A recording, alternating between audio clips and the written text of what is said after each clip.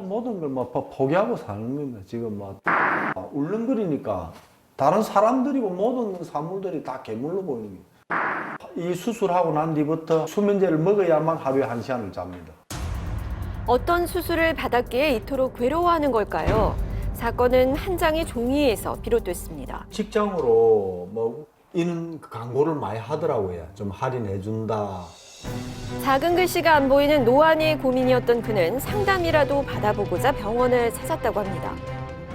휴가를 내서 갔는데 의사가 백내장 있다고 빨리 이거 수술을 하자 이래 하는 말에 제가 쏘아가지고 수술하게 됐습니다. 생각지도 못했던 백내장 진단을 받았고 바로 다음 날 급하게 수술이 진행됐습니다. 그가 받은 수술은 인공수정체 삽입술. 수술을 받으면 노안과 백내장 모두 좋아질 수 있다는 설명이었습니다. 하지만 수술 후 시력은 오히려 더 떨어졌고 일상생활이 어려울 정도로 부작용에 시달리게 됐다는데요. 수술을 하고 난 뒤부터 그 물도 같이 움직입니다. 울렁울렁 배 탄 것이 물 속에서 걸어 다니는 것이 그래 보이고 이렇게 뛰면 아예 두통이 와서 뛰지를 못하고 있습니다.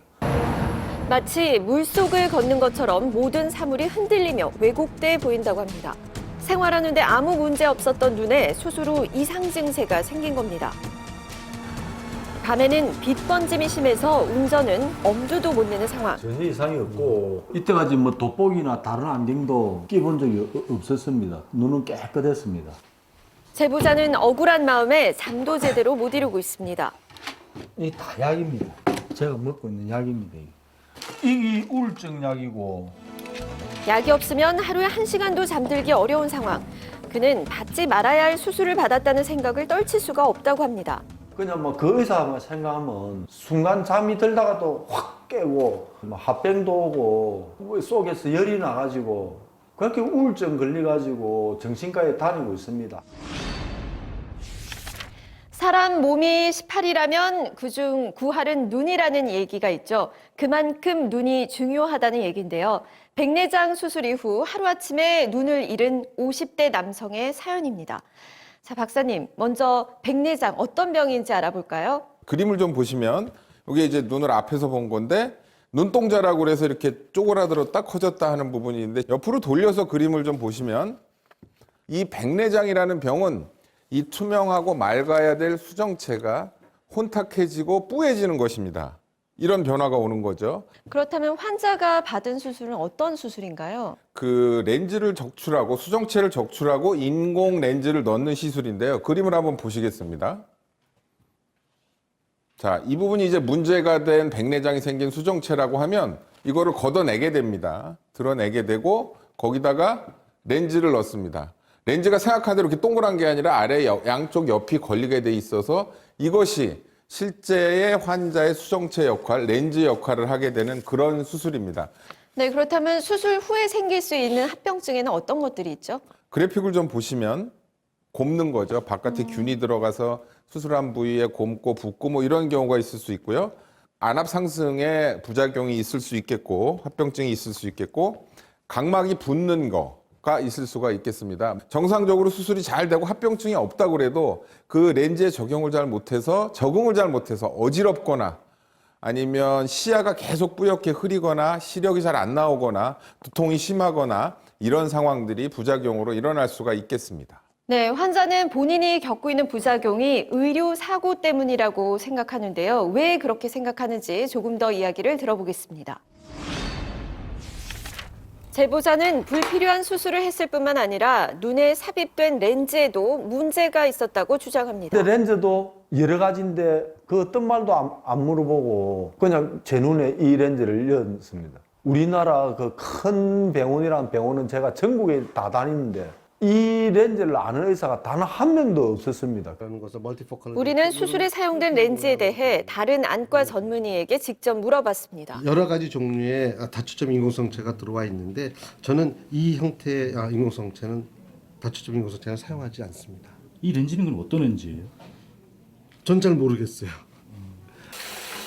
안약 없이는 생활이 힘들다고 합니다. 거기에 하루에도 몇 번씩 뜨겁고 건조해진 눈을 찬물에 씻어내야 한다는데요. 수술은 일주일 간격을 두고 하는 걸로 알고 있는데 뭐 1시간도 안 걸렸어요. 한쪽 눈하고 잠시 누워 있다가 한쪽 눈 바로 했으니까.